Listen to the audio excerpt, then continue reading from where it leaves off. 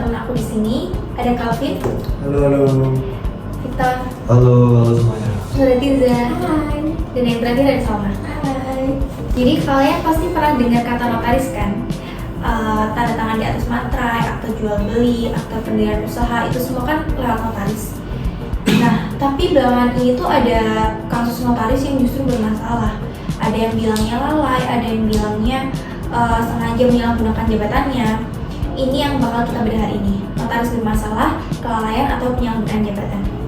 Dua hal ini kedengarannya mirip, tapi taunya tuh beda banget, entah dari sisi etika atau konsekuensi hukumnya.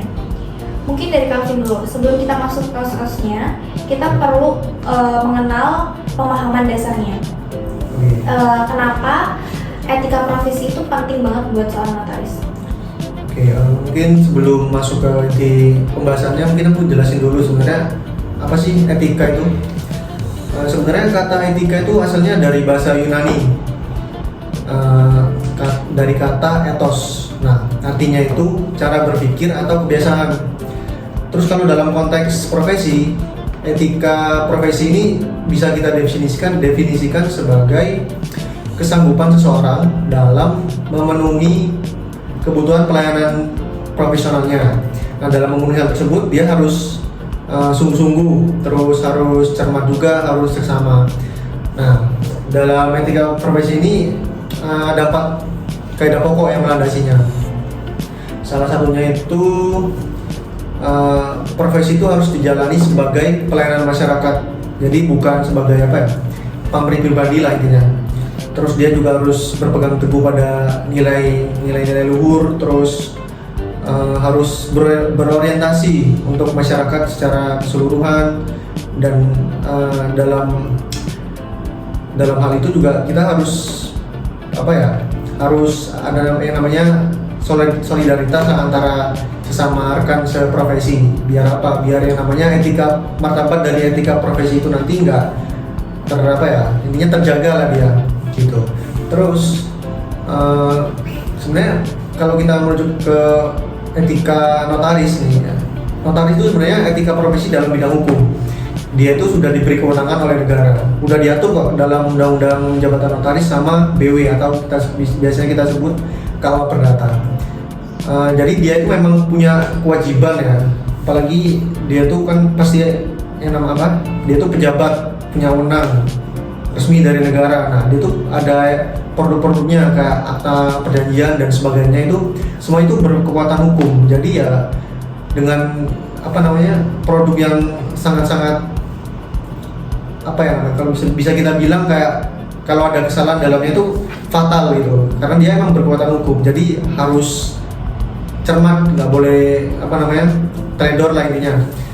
Dan undang-undang UJN itu memang mewajibkan notaris itu harus dalam menjalankan profesinya itu harus cermat dan nggak boleh ngawur lah intinya. Harus selalu teliti, nggak boleh ada kesalahan karena fatal, kepastian hukum salah satu pihak bisa terancam gitu. Oke, jadi seksama itu artinya cermat dan teliti gitu ya? Betul. Menarik nih, karena kata ini bakal jadi kunci pembeda antara dua hal yang bakal kita bahas. Kalau Victor mungkin bisa nggak sih jelasin kelalaian notaris itu kayak gimana sih sebenarnya? Oke, baik. Kelalaian notaris itu simpel ya, bukan karena niat jahat, tapi bukan karena kurang cermat menjalankan tugas.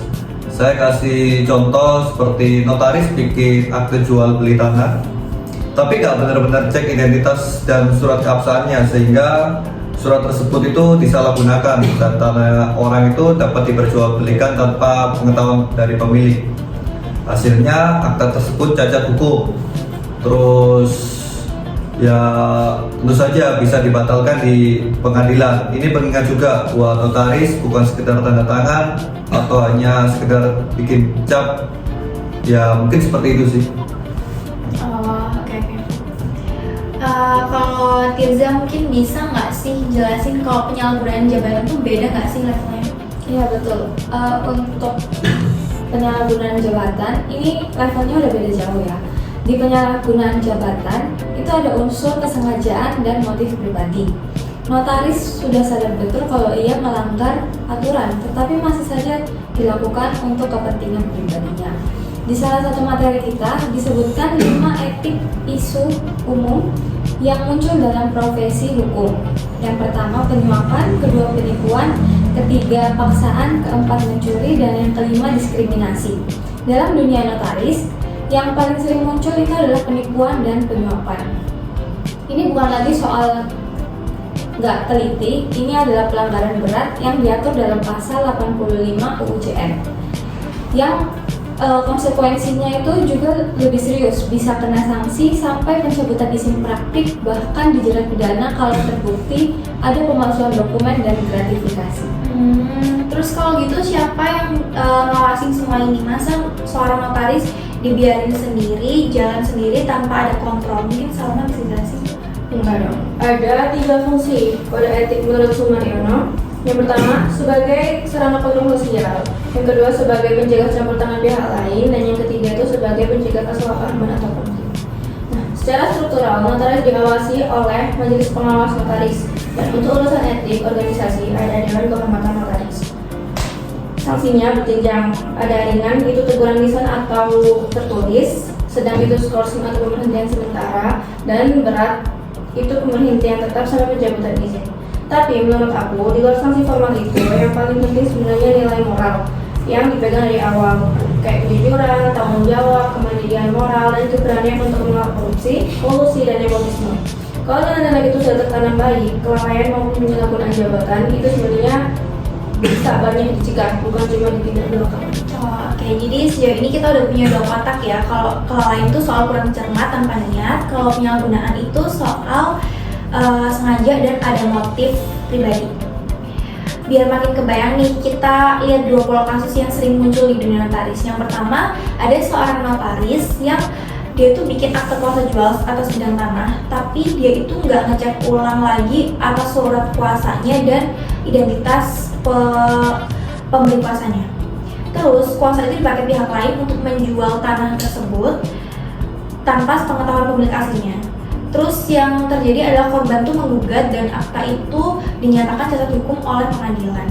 Kalau menurut Victor gimana? Contoh klasik ya dalam soal kelalaian gitu ya. Notaris itu sebenarnya nggak berniat untuk menipu, tapi dia gagal dalam menjalankan kewajiban yang sebenarnya udah diatur dalam pasal 16 UU JN.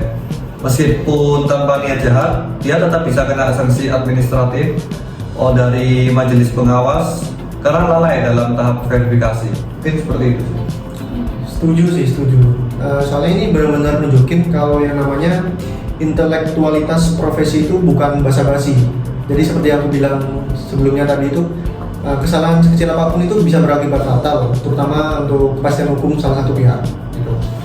Oke, jadi gitu ya. Jadi kalau ada lagi nih kasus kedua, pola yang cukup sering diberitakan adalah notaris yang sengaja membuat atau memproses akte jual beli yang dia tuh udah tahu itu bermasalah, kayak berkolusi dengan satu pihak untuk mengelabui pihak lain demi mendapatkan imbalan dari satu pihak. Setelah terungkap, notaris itu diproses pidana dan izin praktiknya direkomendasikan untuk dicabut. Mungkin dari Tirza, gimana kalau soal ini? Kalau menurut saya ya, ini tuh udah jelas banget kasusnya dari kasus pertama. Di kasus ini tuh ada yang namanya kesadaran dan motif untung pribadi. Jadi sudah masuk kategori pelanggaran berat di pasal 85 UU JN. Dan ini juga yang dimaksud merusak kepercayaan masyarakat tadi. Begitu satu kasus seperti ini viral, yang kena dampaknya bukan cuma notaris itu, tapi citra profesi notaris secara keseluruhan. Makanya kode etik menekankan solidaritas profesi supaya semua notaris ikut menjaga standar. Oke, jadi dari 2 kasus itu tadi udah kelihatan jelas kan perbedaannya tuh kayak gimana. Sebelum kita tutup, mungkin bisa satu-satu beri 1 kalimat refleksi, mungkin dari Calvin. Refleksi ya. Kalau buat aku mungkin apa ya? Notaris itu bukan sekedar tantangan dan mau apa? Tantangan dan cap. Jadi dia itu sebenarnya pemegang kepercayaan publik. Jadi ya dia harus memiliki dasar atau landasan yang kuat baik secara keilmuan maupun etika gitu. Kalau dari kita mungkin? Oke. Menurut aku ya ini pengingat penting Kompetensi dan kecermatan itu juga bagian dari etika. Jadi bukan cuma soal niat baik aja sih. Singkat saja seperti itu. Kalau dari saya, sementara penyalahgunaan jabatan itu mengingat bahwa jabatan sekecil apapun bisa disalahgunakan kalau integritas pribadinya tidak kuat. Oke, yang terakhir dari aku, pengawasan dan sanksi itu penting, tapi yang paling murah dan paling efektif tetap nilai moral yang dipegang notarisnya sendiri sejauh. Oke, jadi kelalaian dan penyalahgunaan itu memang dua hal yang cukup berbeda. Yang satu soal kecermatan, yang satunya soal kesengajaan dan motif. Tapi keduanya itu bisa sama-sama merusak citra atau kepercayaan masyarakat terhadap notaris kalau nggak benar-benar dijaga. Oke, jadi thank you semuanya. Bye guys. Bye. See you.